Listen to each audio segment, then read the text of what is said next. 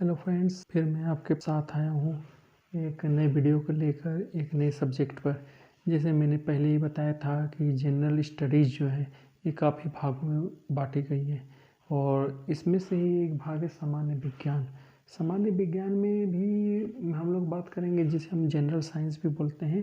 ये भी काफ़ी भागों में बांटा गया है और इसमें से भी जो एग्ज़ाम्स होते हैं उसमें भी अलग अलग जो इसके भाग हैं उसमें से अलग अलग भागों से कुछ कुछ ऑब्जेक्टिव क्वेश्चंस में पूछे जाते हैं या फिर जब सवाल आते हैं तो काफ़ी सवाल इसमें ऑब्जेक्टिव्स ये कवर करते हैं बहुत से एग्ज़ाम्स में। तो इसमें भी मैं बात करूँगा कि इसमें भी कोई एक पार्ट नहीं है सामान्य विज्ञान का। जैसे जनरल साइंस हो गए, कोई एक पार्ट नहीं है, इसके अलग अलग भाग हैं। जैसे एक खगोल विज्ञान है, जीव विज्ञान है, वनस्पति विज्ञान है, भू विज्ञान है, रसायन विज्ञान और भौतिक विज्ञान। और इसे हम लोग जैसे अलग अलग नामों से भी जानते हैं। खगोल विज्ञान हो गया एस्ट्रोनॉमी। इसमें पृथ्वी या पृथ्वी की बाहरी संरचनाओं का यानी ये जो यूनिवर्स है उसका अध्ययन किया जाता है, उसके बारे में जाना जाता है। ये एस्ट्रोनॉमी के अंदर में हो जाएगा। इसमें से सबसे बड़ी बात है बहुत ज़्यादा सवाल पूछे नहीं जाते हैं। जो मोस्टली क्वेश्चंस आते हैं वो करंट अफेयर्स में ज़्यादा आते हैं, क्योंकि अगर कोई ऐसी घटनाएं हो जाती हैं खगोल विज्ञान से रिलेटेड में तो फिर वो करंट अफेयर्स में वो सवाल आ जाते हैं। और यहाँ तक जब दूसरे हम लोग बात करेंगे तो ये है जीव विज्ञान, बायोलॉजी। और जीव विज्ञान जो ये बायोलॉजी हो गए। अगर हम लोग बात करेंगे जंतु विज्ञान, ये अगर हम लोग बात करेंगे जीव विज्ञान की, जीव विज्ञान मतलब बायोलॉजी की, अगर हम लोग जीव विज्ञान के बारे में बात करते हैं, बायोलॉजी के बारे में बात करते हैं तो ये दो भागों में बांटी गई है। पहला भाग क्या है? ये है पहला भाग जंतु विज्ञान। ये जंतु विज्ञान में क्या है? ये जंतुओं का वर्णन, ये जंतुओं के बारे में इसमें आते हैं जो ये जूलॉजी हो गए। और इसका दूसरा जो पार्ट है वो वनस्पति विज्ञान हो गया। तो ये जीव विज्ञान दो भाग में, पहला ये हो गया और दूसरा हो गया ये वनस्पति विज्ञान, जिसमें हम लोग बोटनी के नाम से भी जानते हैं। और जैसे ये बात है वनस्पति विज्ञान, थियोफ्रेस्टस थे जिन्हें वनस्पति विज्ञान का जनक बोला जाता है, और एरिस्टोटल जिन्हें हमें अरस्तु के नाम से जाने जाते हैं, ये जंतु विज्ञान के जनक हो गए। बहुत कोई ये नहीं जानते हैं कि अरस्तु जो थे एक दार्शनिक भी थे, लेकिन उन्होंने जो बुक लिखी थी, जो वर्णन किया था जंतु विज्ञान के बारे में, उन्हें जंतु विज्ञान का जनक बोला जाता है। और ये हो गए जियोलॉजी। तो ये जीव विज्ञान दो भागों में बांटा है, जंतु विज्ञान और वनस्पति विज्ञान, यानी जूलॉजी और बोटनी में। इसके बारे में भी हम लोग डिटेल्स में काफ़ी पढ़ेंगे। और एक हो गया भू विज्ञान, ये हो गया जियोलॉजी। ये क्या हो गया? ये पृथ्वी के भूगर्भ में जो संरचनाएं हैं जिस प्रकार है ये वर्णन किया गया इसमें। ये हम लोग मोस्टली क्या होता है कि इसमें से जो क्वेश्चंस है वो हम लोग भूगोल में, जो हम लोग ज्योग्राफी बोलते हैं जिसमें, उसमें हम लोग पढ़ लेते हैं।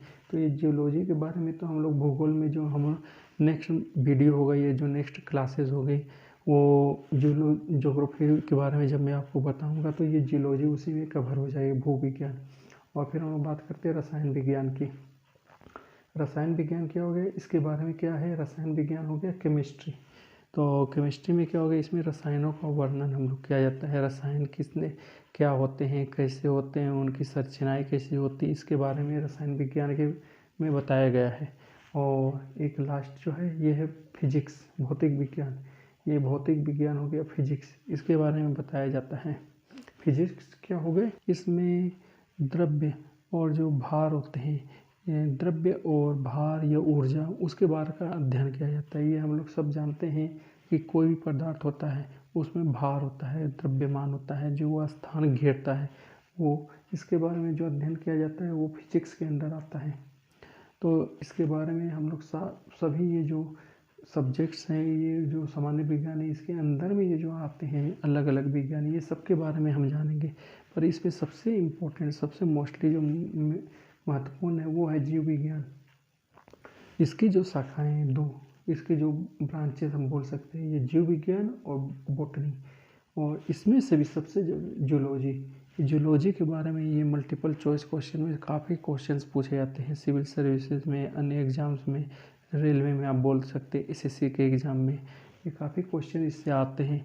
और सबसे ज़्यादा क्वेश्चन जीव विज्ञान के बारे में आते हैं। तो हम लोग अपने क्लास में ये सभी के बारे में पढ़ेंगे और डिटेल्स में पढ़ेंगे कि कुछ भी पार्ट या कोई भी पार्ट हम लोग छोड़ नहीं पाए। आज हम लोग सबसे पहले पढ़ते हैं भौतिक विज्ञान, जो फिजिक्स है। फिजिक्स के बारे में कुछ हम लोग जानते हैं। और भौतिक विज्ञान में क्या है, भौतिक विज्ञान फिजिक्स में मैं इसमें आपको उतना ही बताऊंगा जितने आपके एग्जाम्स के लिए ज़रूरी होते हैं, क्योंकि डीप नॉलेज आपके लिए ज़रूरी नहीं है। आपको मल्टीपल चॉइस क्वेश्चन आएंगे, ये छोटे क्वेश्चंस आते हैं, आप उसे सॉल्व कर पाए इतना ही आपके लिए काफ़ी है। फिजिक्स को पूरा पढ़ना ये ज़रूरी नहीं है, आप उसके उतनी पढ़ाई कीजिए जितने आप उसके क्वेश्चन को सॉल्व कर पाए। तो हम लोग बात करेंगे आज फिजिक्स की। फिजिक्स भौतिक विज्ञान हो गया। ये भौतिक विज्ञान क्या हो गया, भौतिक विज्ञान हो गया जिसमें द्रव्य यानी मैटर और ऊर्जा एनर्जी, इन दोनों का अध्ययन किया जाता है। यानी हम लोग जैसे जानते हैं कि कोई भी पदार्थ है वो स्थान लेता है, जो भी स्थान लेगा वो भार होगा, उसमें कुछ द्रव्यमान होगा, इसलिए भार को हम लोग जैसे वेट बोलते हैं। इसमें जरूर जब कोई भार में द्रव्यमान होता है, यानी जिसे हम लोग मास बोलते हैं, ये जो मास होता है वो ज़रूरी होता है किसी भी वस्तु के लिए। और हम लोग ये जानते हैं कि जिस वस्तु में भार होता है या मास होता है उसमें एनर्जी होती है, क्योंकि ये जो यूनिवर्स है ये पूरा किस एनर्जी से बना हुआ है। यानी जो वस्तु है उसमें भार होता है और उसमें एनर्जी होती है, तो ये भी द्रव्यमान और ये हम लोग बोल सकते हैं कि ऊर्जा और भार, ये दोनों काफ़ी महत्वपूर्ण होते हैं। और जैसे हम लोग इसके बारे में बात करेंगे, ये वैज्ञानिक प्रयोगों से सिद्ध भी, ये साबित भी हो चुका है कि जो वस्तु स्थान घेरती है जिसमें भार होता है, ये ब्रह्मांड में जितनी वस्तु है और जो स्थान घेरती है, ये ब्रह्मांड पूरा का पूरा ऊर्जा और द्रव्यों से बना है।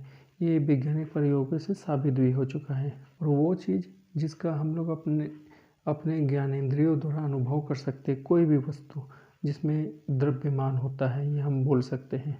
जैसे आप कोई भी वस्तु देख लीजिए, पेन हो गए या फिर ये बोर्ड हो गया, ये सभी में ये द्रव्यमान होते हैं। और जिसमें द्रव्यमान होगा उसमें ऊर्जा होगी, सभी वस्तुओं में ऊर्जा होती है। ये हम एक और बोल सकते हैं कि वायु, एयर, जिसे हम देख नहीं सकते हैं परंतु उसमें भार होता है, वो भी स्थान घेरती है, तो वो भी एक द्रव्य हो गई। जिन वस्तुओं में भार होता है उनमें द्रव्यमान होता है, जिसे हम लोग मास बोलते हैं। किसी वस्तु जिसमें भार होता है उसे हम लोग द्रव्यमान बोलते हैं। जो भी वस्तु जिसमें भार हो, कोई भी वस्तु जो स्थान घेरती है, चाहे वो कोई भी वस्तु हो जाए, उसमें द्रव्यमान जरूर होगा, जिसे हम लोग मास बोलेंगे। और जिसे पृथ्वी अपनी ओर आकर्षित करती है वो वस्तु, उसमें भार होता है, तो ये हम लोग बोल सकते हैं। तो इसे हम लोग किस तरह फिजिक्स में लिखते हैं, ये W, ये हो गया भार, ये W हो गया भार, ये W=mg। m क्या हो गया, ये हो गया वस्तु का द्रव्यमान, ये m वस्तु का द्रव्यमान हो गया, g ये हो गया गुरुत्व त्वरण, जिसे पृथ्वी अपनी ओर आकर्षण करती है। हम इसे W=mg लिख सकते हैं। और इसे नोट जरूर करिएगा कि किसी भी वस्तु का जो द्रव्यमान होता है वो हर जगह पर, सभी जगह पर एक बराबर होता है, परंतु जो भार है, जो g है, हम लोग जिसे g से बोलते हैं, ये हर जगह पर वह समय के अनुसार ये बदलते रहता है, स्थितियों के अनुसार। द्रव्यमान स्थिर होता है और ये g हमेशा स्थितियों के अनुसार बदलता है, ये जरूर याद रखिएगा। और दूसरा है ऊर्जा। ऊर्जा ब्रह्मांड का एक महत्वपूर्ण अवयव है। ऊर्जा, किसी भी वस्तु जिसमें भार होता है उसमें अवश्य ऊर्जा होती है। ऊर्जा के कारण ये वस्तु दूसरे अन्य चीज़ों में बदली जा सकती है, उसका स्वयं ऊर्जा होती है, इसलिए उसे दूसरे चीज़ों में हम लोग बदल सकते हैं। ऊर्जा है जिसका अपना खुद का भार नहीं होता है, हम इसे अनुभव कर सकते हैं अपने ज्ञानेंद्रियों द्वारा, अपने सेंस द्वारा हम इसे अनुभव कर सकते हैं ऊर्जा को, परंतु इसका हम लोग भार नहीं कर सकते हैं, क्योंकि इसका कोई भार नहीं होता है। ऊर्जा का कोई भी भार नहीं होता है और उसका कोई भी आकार नहीं होता, वो किसी भी रूप में हो सकती है ऊर्जा। ऊर्जा के बहुत से रूप होते हैं, जैसे विद्युत, ध्वनि, चुंबकत्व, और इन सब को एक दूसरे में बदला जा सकता है। ऊर्जा को एक दूसरे रूप में बदला जा सकता है और द्रव्यमान और ऊर्जा का एक दूसरे में रूपांतरण हो सकता है, लेकिन वो नष्ट कभी भी नहीं होती है। अगर हम सोचें कि कोई चीज़ नष्ट हो गई तो वो नष्ट कभी नहीं होगी, उनका रूपांतरण हो जाएगा, वो ऊर्जा में परिवर्तित हो जाएगी, लेकिन उनका नष्ट नहीं हो सकता है। इसी आधार पर आइंस्टाइन का ये ऊर्जा द्रव्यमान समीकरण है, जिसे हम लोग E=mc² जानते हैं। इसमें क्या है, इसमें जो ये C है, ये C है जो ये ये प्रकाश के वेग को बताता है। और जहाँ तक बात है भौतिक विज्ञान की, तो भौतिक विज्ञान की भी खुद में काफ़ी शाखाएँ, काफ़ी ब्रांचेस होती है, जैसे यांत्रिकी, चुंबकत्व, विद्युत, ध्वनि, परमाणु भौतिकी, नाभिकीय भौतिकी, ऊर्जा भौतिकी और ठोस भौतिकी। ये काफ़ी ब्रांचेस है। इसके बारे में भी हम लोग अगले जो वीडियो होंगे उसमें वो सब पढ़ेंगे जो एग्ज़ाम्स में आ सकते हैं, उसके बारे में क्वेश्चंस पूछे जाते हैं। क्योंकि डीप नॉलेज लेने यहाँ आवश्यकता नहीं है, क्योंकि उसकी ज़रूरत भी नहीं होती है इन एग्ज़ाम्स में। इसमें होते हैं कि जो वस्तुनिष्ठ प्रश्न हैं, जिसे हम मल्टीपल चॉइस क्वेश्चन बोलते हैं, वो हम सॉल्व कर पाए, इतना ही काफ़ी होता है। इसके बारे में फिजिक्स में हम लोग वो जान लेंगे जो हमारे लिए ज़रूरी होता है एग्ज़ाम्स के लिए। तो नेक्स्ट वीडियो में जब बात मैं करूँगा तो ये जो अलग अलग ब्रांचेस है इसकी, इनके बारे में बताऊँगा, वो जो ज़रूरी होती है एग्ज़ाम्स में। और जब आप वो देखेंगे वो खुद जान जाएंगे कि वो क्वेश्चंस आप पढ़ कर वो किसी भी एग्ज़ाम्स में आप उसको क्लियर कर सकते हैं। और इसके बारे में मल्टीपल चॉइस क्वेश्चन जो होते हैं वो भी मैं आपको बताऊँगा अगले वीडियो में।